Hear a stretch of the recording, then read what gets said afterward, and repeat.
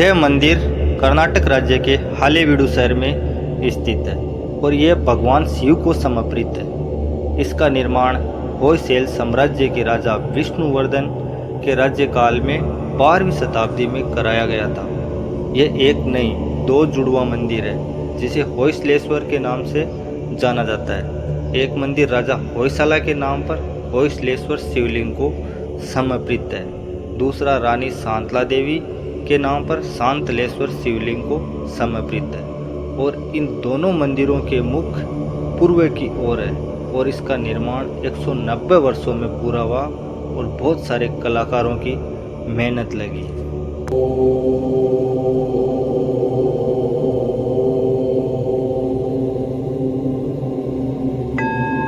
अब चलते हैं दोस्तों मंदिर के अंदर, देखते हैं अंदर का नज़ारा, जानते हैं दोस्तों मंदिर में स्तंभों के बारे में।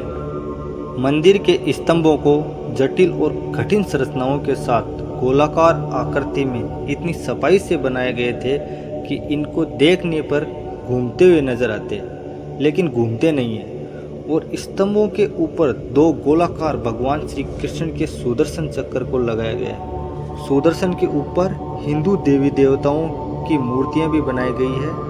इस प्रकार इन स्तंभों की बनावट से मंदिर का आकर्षण और बढ़ जाता है और ये स्तंभ मंदिर के आकर्षण में महत्वपूर्ण भूमिका निभा रहे हैं। मंदिर में कोई लाइट नहीं है, लेकिन मंदिर के दोनों साइडों के गलियारों से सूर्य का प्रकाश आता है, जिससे मंदिर के स्तंभ और मंदिर की दीवारें इस प्रकाश की वजह से चमकती हुई दिखाई देती है।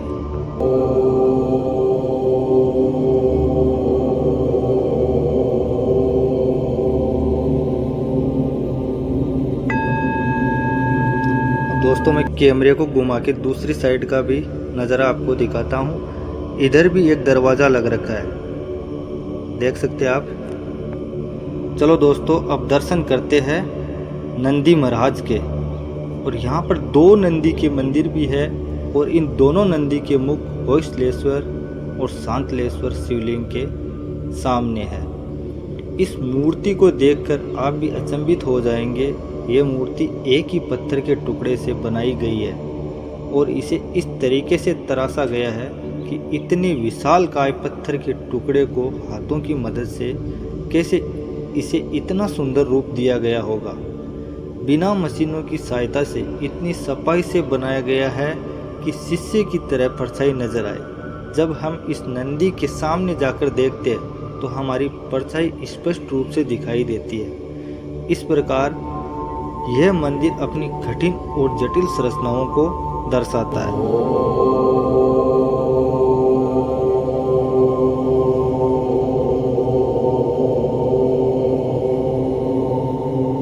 और आज से 1000 साल पहले बनी यह नंदी की मूर्ति आज भी इतनी ही चमकती हुई दिखाई देती है।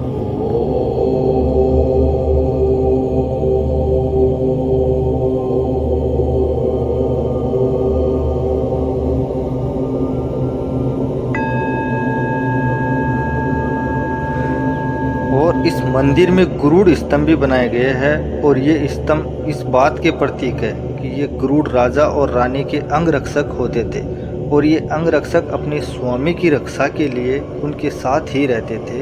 जो राजा रानी पर हमला होने पर ये अंगरक्षक ही रक्षक की तरह काम करते थे, उनकी सहायता करते थे। लेकिन कहा जाता है कि राजा रानी की मृत्यु के बाद इन अंगरक्षकों को बंदी बनाए जाने से पहले कटार से अपने गले स्वयं काट लिए थे। इसका उदाहरण गरुड़ स्तंभ पर बने चित्र में राजा बलाला के अंगरक्षक पूर्व लक्ष्मा को अपना ही गला कटार से काटते हुए दिखाया गया है।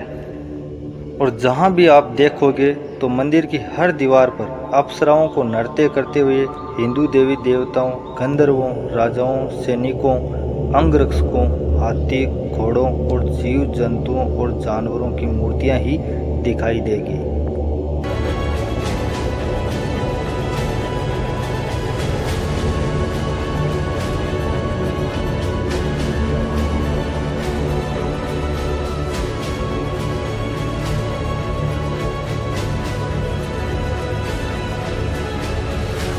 और 190 वर्षों तक काम चलते हुए भी मंदिर का निर्माण पूरा नहीं हो सका। इसका उदाहरण मंदिर के बहुत से हिस्सों पर लगे पत्थरों को बिना नक्काशी के छोड़ा हुआ है, जो आप यहाँ देख सकते हैं। यह पत्थर मूर्ति बनने से पहले मामूली पत्थर था। चलो दोस्तों, अब बताता हूँ आपको इसका निर्माण पूरा क्यों नहीं हो पाया। उस समय मुगल शासक अलाउद्दीन खिलजी ने मंदिर पर आक्रमण कर दिया था और मंदिर का निर्माण पूरा नहीं होने दिया था। साथ ही साथ मंदिर को बहुत नुकसान पहुंचाया और मंदिर में लगी हुई हिंदू देवी देवताओं की प्रतिमाओं को तोड़ा गया, जिसके उदाहरण मंदिर में हर जगह देखने को मिलेंगे, जहां जहां पत्थरों को बिना नक्काशी के छोड़ा हुआ है। और 14वीं शताब्दी में मुगल आक्रांताओं के द्वारा 2 बार इस मंदिर पर हमला किया गया और इसे लूटा गया और मंदिर को तोड़ा गया। मुगल शासनकाल में इसे हलेबीडु का नाम दिया गया था, जिसका मतलब था टूटा फूटा बर्बाद शहर। इससे पहले इस मंदिर का नाम द्वार समुद्र रखा गया था, जो द्वारिका से संबंधित था। और इस मंदिर को बनाने में सॉफ्ट स्टोन का इस्तेमाल किया गया था। वह यहाँ से 200 किलोमीटर दूर तुमकुर और टिप्टूर नगर से 1200 हाथियों की मदद से लाया गया था। इस प्रकार इस मंदिर में इस्तेमाल किया गया पत्थर इतना सॉफ्ट था कि जिससे मंदिर बनाने में और मूर्तियां बनाने में आसानी हो। और देखिए दोस्तों, यहाँ पर महाभारत के समय का द्रौपदी स्वयंवर दिखाया गया है, जिसमें अर्जुन कमान पर तीर खींचकर ऊपर लगी मछली की आंख पर निशाना लगा रहे हैं।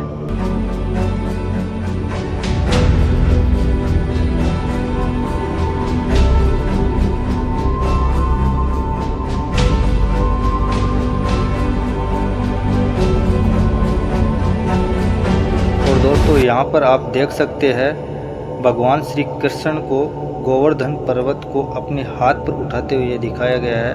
और यह महाभारत काल के समय भगवान श्री कृष्ण की लीलाएं भी यहाँ पर दिखाई गई है।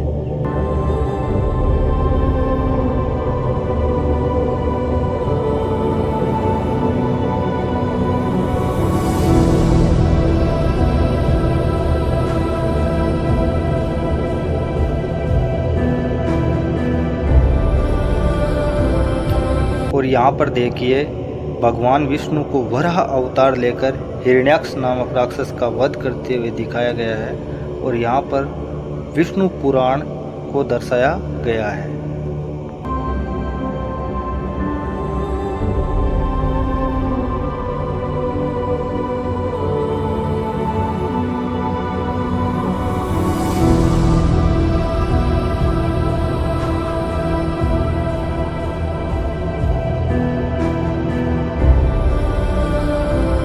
और दोस्तों, यहाँ पर आप देख सकते हैं सभी हिंदू देवी देवताओं की मूर्तियों को पत्थरों की कटिंग करके दर्शाया गया है। और ये मूर्तियाँ उस समय से पहले घटी घटनाओं का प्रतीक बताने के लिए दीवारों पर दर्शाई गई थी। और दीवारों पर रामायण, महाभारत, विष्णु पुराण, शिव पुराण की मूर्तियाँ इस बात का प्रतीक है कि उस काल के समय में क्या क्या घटनाएं घटित हुई थी।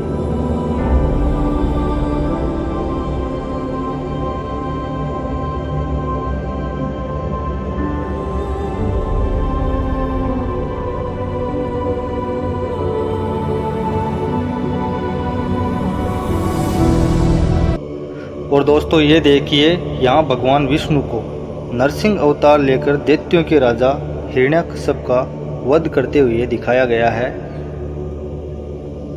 और इस प्रकार कहा जा सकता है कि इस मंदिर में लगे हिंदू देवी देवताओं की मूर्तियों के द्वारा उत्तर और दक्षिण भारत के हिंदू ट्रेडिशनल को दर्शाया गया है। इस प्रकार यह दक्षिण भारत का हिंदू ट्रेडिशनल टेम्पल है।